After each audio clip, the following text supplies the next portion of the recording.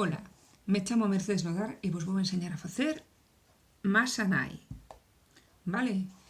Mirad, a masa nai utilízase para facer pan desde fai moitos anos. As nosas avoas, bisaboas non tiñan nada con que levedar o pan.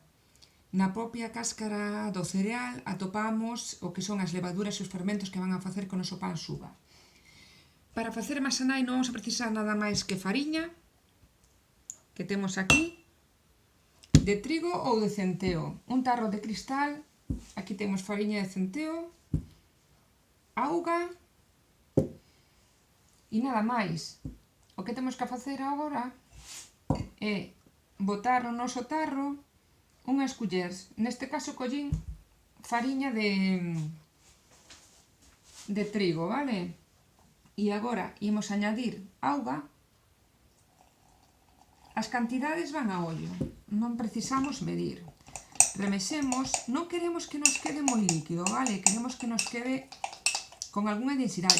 Mirad, así podría valer, pero a mí non me gusta. Gústame un pouquiño máis densa. Non seca, pero sí densa. Ben, a mí así gústame.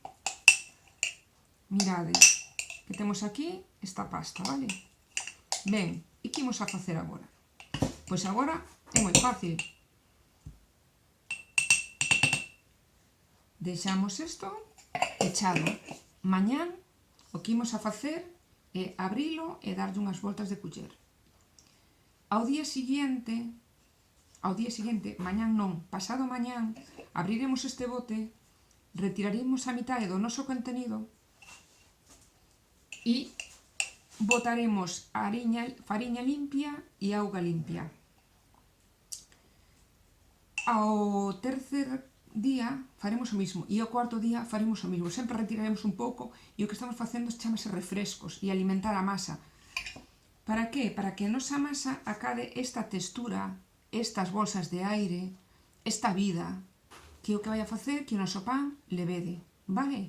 Cando teñamos unha masa como esta, ou como esta de centeo, imos a conseguir un bo pan e non nos fai falla levadura. Vale? E cando vexamos que está así, está lista para poñer en marcha. Espero que vos sexa de utilidade.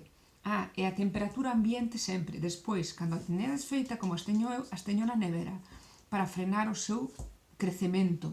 Vale? Facedeo, veña.